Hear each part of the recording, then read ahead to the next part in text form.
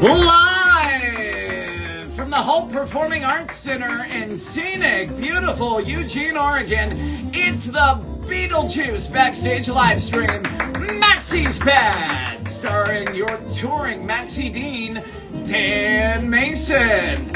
Join Dan and his special guest, Bailey Frankenberg. This week, Dan and Bailey will be taking your Q&A questions in a special Beetlejuice fan feature called Correspondence. Plus, Bailey will be on the hot seat for the Afterlife Audit and a special live musical performance from three-time Tony winner, Patti LuPone. Ah! And now, here he is, the host of Maxie's Pad, DanMason. Oh, thank you. Thank you. We've got most of our cast and 3 super fans joining us today. So why are we streaming from Bailey's account and not mine? Because Instagram is a hater and only lets accounts with 1,000 followers go live, which would have been great information before I spent 3 weeks promoting the backstage live stream. Nevertheless, we are here. We persevere. Ricky JV, thank you so much. I love being the GOAT for you. Lee is here. Oh, Lee is excited for Patti LuPone's special performance. Bridget, my dear friend from San Diego, thank you so much for being here. It's been an eventful week in the land of the Juice. Let's talk about some of the headlines very quickly. We had our first bald Beetlejuice performance of the tour. We'll talk about the wig mishap that Ryan had in yesterday's matinee show. That'll be coming up. We had our understudy put in. I feel like all the understudies crushed it, but I want to give the Maxie Dean Medal of Honor to our ensemble member, Katie Leonard, University of Michigan graduate. Y'all, Michigan people never drop the ball. Not only did she have 2 rehearsals and then just crush the Lydia put in, she also went on for the Girl Scout today. So she's just done her whole track in 48 hours. Michael Rodriguez says, I'm the best. I'm his role model. Michael, we need to have a talk about raising your standards, friend. But let's dive in. Our guest today is not only the Delia Schlimmer that you know and love on the Beetlejuice 2026 North American Tour, she is also a star of television. We'll talk about that in a moment. Ladies and gentlemen, give it up for Bailey Frankenberg. Oh, my God. Hey, what's up? Success. Lee says success. Success. All right, pull up a chair. So, a big week for you. Yeah. You're playing Delia Schlimmer, a beloved role on the road. You made your NBC television debut this week. I did. But would you say that being on Maxie's Pad is the highlight of your week? I've been looking forward to this for weeks since you first announced it. I've been very enthusiastic, so I think this is my number one thing this whole time. Michael says he saw you in Peter Pan. Oh my gosh! That's right. Hello. Lila's Crap Buddy says hi, guys. Oh my Michael gosh. also met you in San Diego. Yes. Oh Look my at gosh. that. Well, thank you for streaming in. People recognizing an icon when they see one. So let's talk about NBC. Oh yeah. Because I knew that she did this TV show, and I saw it out of context with the clip of her crushing it as an entertainment reporter. And then she's casually, I heard Daniel Radcliffe and Tracy Morgan in the other room while I was shooting. I didn't know, it was that kind of show. Yeah. What's the show? Tell us about it and how it all happened. So it's the fall and rise of Reggie Dinkins. I'm in the 3rd episode. It was just a nice little co-star credit, but I played an entertainment reporter who's sort of outing Daniel Radcliffe's character in sort of a little breakdown moment. Okay. But yeah, I was on the same call sheet as some incredible greats, and Daniel Radcliffe's dressing room was right next to mine, and I saw Tracy Morgan get off an elevator. Okay. Did you have any interaction with them? Were they not one-on-one, but it was really cool. Yeah, I could literally hear them laughing on the other side of the soundstage, and so I was in the same air. Well, I want to say, first of all, elevator interactions count, which is why I'm close personal friends with Lin-Manuel Miranda now. Of course. While we were rehearsing at Gibney Studios in New York for Beetlejuice, Lin was down at the end of the hall working on the Warriors. Mm-hmm. So we would just randomly bump into Lin in the hallway, and Lin would just walk into our studio and say hello. And I also walked by him in the hallway, and at first I just was like, hey, like a muggle, and then I was like, well, hot dang, that was Lin-Manuel Miranda. Oh, Ignore time limit. Okay, good. Oh, okay. Good. Thank goodness. Okay. Got it. Well, I never go live, so this is new for me too. We can't possibly have another technical mishap. So now that you have conquered NBC, is your team working on like your Emmy campaign? Yeah. I think entertainment performer, entertainment host is going to be in the next cycle for the awards. At least a Golden Globe. Yeah. What and talk about like your career aspirations. You're obviously a theater girly. Are you? Or do you think you'd be an LA girly and go do? If TV LA film? calls, I will totally go. We're in LA in 48 hours. You never know. LA is calling. We are heading down there. So, part of what we're going to do every week on Maxie's Pad is this is a very interactive experience, friends. We're going to be taking your questions in what we call corpse-spondence. Let's dive in. Fright of Your Lives, a Beetlejuice superfan from the UK, who may or may not be with us. No, it's like 1 a.m. in the UK. Wants to know, what was your audition process like? You have a long storied history with Beetlejuice. Oh, yeah. I'll try to keep it quick, but it all kind of started with, "Hi, Spring, come on in. We're just live on Instagram." Hey, the dressers are Our coming lovely in. dressers coming in to give us our bags for the show here. It started about 3 years ago whenever the first tour or the first cast for the Norwegian cruise line Beetlejuice sort of was in its... in the audition process. So I drove 10 hours from North Carolina in an ice storm in order to make my audition appointment. Slept on the side of the road on the Virginia state line and everything. And made it to the finals actually as Barbara. I was in for a different character. Okay. And then I ended up getting cast in Peter Pan down the line. So whenever they were doing more casting, I wasn't available to come back in. And flash forward, Peter Pan is over, and the national tour auditions are happening, and I'm still living in Atlanta, and I'm moving to New York that weekend, and I missed the initial auditions. And then one of my best friends, Cody Garcia, was auditioning, and they knew that they were also on Peter Pan, and they put it together, and they were like, "Hey, did you work with this girl?" And my friend was like, "Yeah, she's the background on my phone." And so then the next day I got an availability request, and I was moving to New York, and 4 days after I moved to New York, I had an audition. And then I ended up getting cast on the other side of all that as Delia. Which is a wonderful story, which is fantastic. I want to go back for a second. How many of your friends just randomly keep you as background on their phone? Gosh, I don't know. My fiance, I'm on their phone, and maybe your fiance and Cody. Garcia. Yeah. Well, there you go. All right.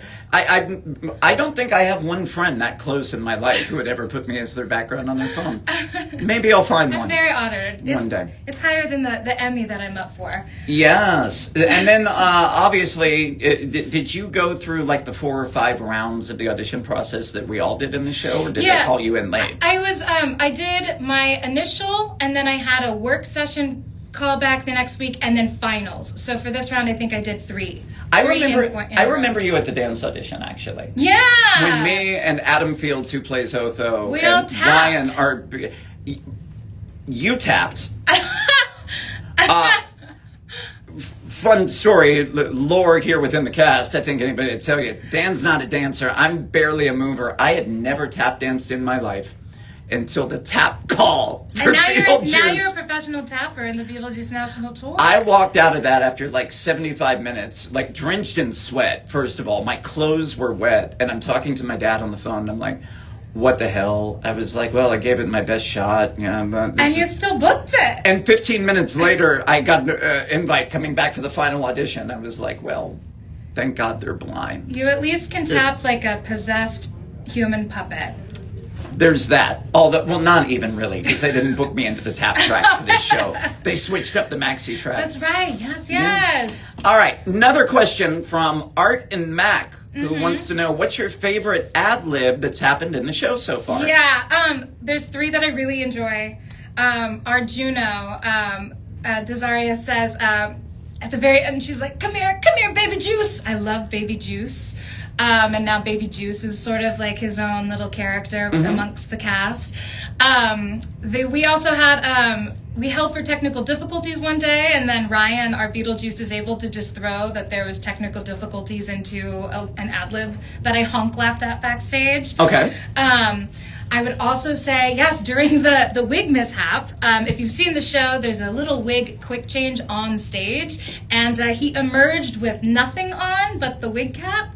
And so at the very end of the song, he gave a nice little reference that he was bald. And yeah, he's like, I'm alive and bald. It felt like whenever everyone in an SNL sketch starts laughing, I finally got a taste of what that's like, and it was kind of funny to break on stage. And probably no like coincidence that we got the note from the stage manager today about pacing for like the show. They're like, hey, guys, the show's running 3 minutes too long. Got to keep it moving. I'm like, well, look, people are falling apart for comedy. Yeah, literally. I love that my friend Bridget literally just typed Dan tapped Bald with a crying juice.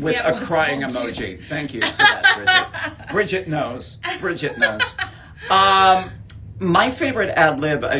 There's another one that I think only lasted one performance. It was our first preview in Fresno, where Beetlejuice always has the guy that he picks on in the front row. And on the last one where he's like, this guy knows what I'm talking about. He's like, sorry, sir, comedy comes in threes. And so do I. And as we did curtain call, and as I was walking off stage that night, I saw all of our producers huddled in a corner having a long conversation, looking deeply concerned. And that ad lib has not been back in the show since. I'm not saying there's a correlation, but could be. Just a little speculation, putting All right. things together. So the listener question of the week for correspondence, and the person who will be getting an autographed playbill in the mail, is actually here on the live stream. Oh, yay! Lee wants to know, Delia's a crystal girly. Yes. What is your favorite crystal? And let's not hide the fact that right here in Bailey's dressing room is a pile of actual crystals. Yes. So Caitlin, who plays our incredible Barbara, we share dressing rooms quite often, and she actually got me a present yesterday and picked out all these crystals and actually wrote "buy more crystals" on them. And one of them is my favorite. My favorite is amethyst, which is the nice purple stone. I also wear amethyst in the show. My little geode on my necklace is an amethyst, and I hold a big amethyst crystal. And so it just happens that both Bailey and Delia share the favorite crystal. And Lee says she's a crystal girly too. That's Come on, why crystal she girlies! So, I'm from San Diego. I'm a Southern California. I'm kind of like low-key a crunchy woo-woo bitch. Let's be real.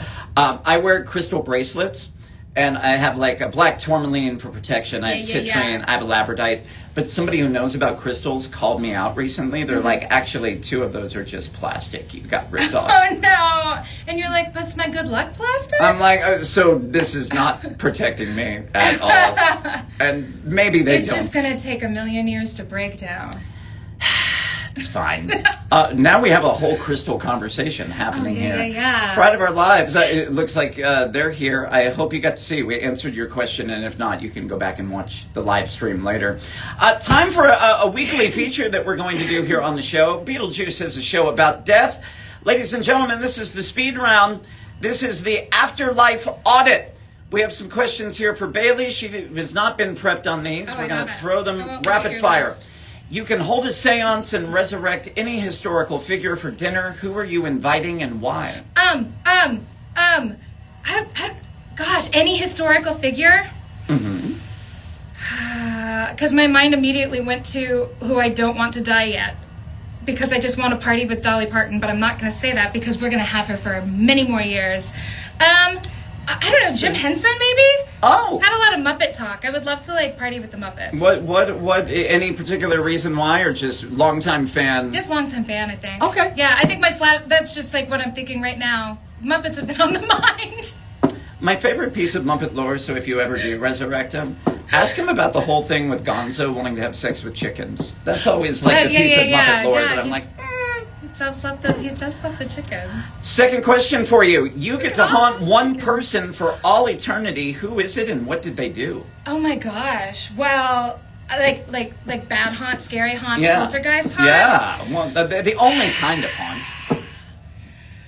Oh. Everyone in the government. Oh! Hello? We have wardrobes knocking on the door here. Hey, Jarrell, come on in. Live on Instagram. We're just going live on Instagram, Jarrell. Come on in. I'm just looking for a engagement ring. Oh, I'll give that to you. Oh, yeah, we're getting props Here, together. girl. All right. Here you go. Oh, And here's a real prop handoff in Beetlejuice Just like a real the talk musical. show, guys. Ladies and gentlemen, it's great. thank you so much. Thank you. All right, so you're haunting everybody in the government. All right, here we go. The cast member you'd most trust to plan your funeral. Oh. My funeral. Actually, you know what, Dan? I think you could do a good job of running it. Really? Yeah, I mean, like, if it goes like this, like, it'd be a good time. Look, I bring the party. Yeah, you've got music plans, like, you know what? Oh, yeah, stick around. If you're here on the live stream, we'll be duetting on the Maxie's Pad Goodnight song coming up in just a few minutes. Now I got to plan your funeral. I got like 40 minutes of downtime in Act 1. I can start researching. Luckily, you could take some notes from the first scene if you need. All right. What role, Beetlejuice loves murder, what role would you kill to play? Like, in this... In general. In general? Oh, God. I want to be Satine in Moulin Rouge so bad. Oh, yeah. Yes. Yeah. I would. I'd kill to be Satine. I probably shouldn't even say this out loud, right? Moulin Rouge, not my favorite show, but when that tour goes non-ec, I do have a Harold Zidler in me. I do have a non-ec Harold Zidler. I'm ready, because I can. All right, here we go. Serious question, Okay. right? We talk a lot about grieving in Beetlejuice. Yeah. What is something in the industry or in your career that you've had to grieve?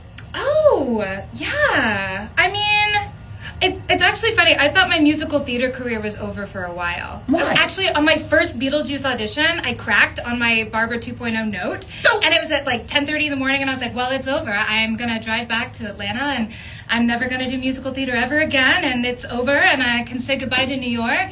And then the next day, I got a call back, and I was like, oh, God! But I was in like a full, like...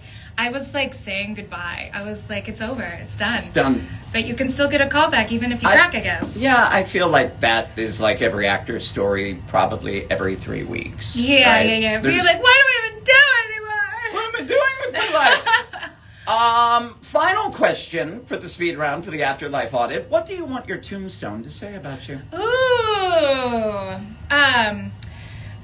Bailey Frankenberg. We had a good run.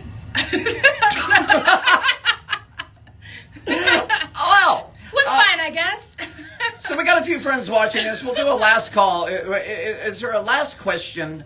By the way, for Lee, who is here watching, DM me over on my account that doesn't have 1,000 followers and can't go live, thanks Instagram. Oh yeah, like we need We need an address to get you your autograph playbill. Let's see. Any other last chance for questions? But please do not leave, because the real treat of all of this is we're going to perform the Maxie's Pad Goodnight song. We have for a you. good night song prepared. Anybody else? Let's see. All right. Come in. We just got Hi. so many people Oh, coming you can in. set We got that some right equipment there. We being got dropped another off. piece of All right. theater secret being dropped off. We're off coming camera. up to we're in the middle of a 2-show day, so we got to go prepare for the second show. But before we go, let's do the Maxie's Pad Goodnight song. Let's make sure the speaker is set up so that Charlie Chase and the Maxie's Pad Orchestra, you can hear Who their are just glorious off sounds. camera here. It's just a one-camera shoot. We can't go over there. All right, here we go, friends. It's time to say goodbye. All good things must come to an end. But before we leave you for this evening, and before we say goodbye to Eugene, a song from our heart to yours. We've shared tears, and we've shared laughter, and a little ratings chatter, 'cause Bailey is a star on NBC. That's crazy. But forget the bright lights glare. Maxie's Pad beyond compare. Oh, stop. It's the kind of press that changes destiny. Keep going. So we have to say goodbye. They're calling tender places. We hate to end the show, and we'll miss your gorgeous faces. But darlings, don't be sad. We'll reunite another day. 'Cause Maxie's Pad is just the friends we made along the way.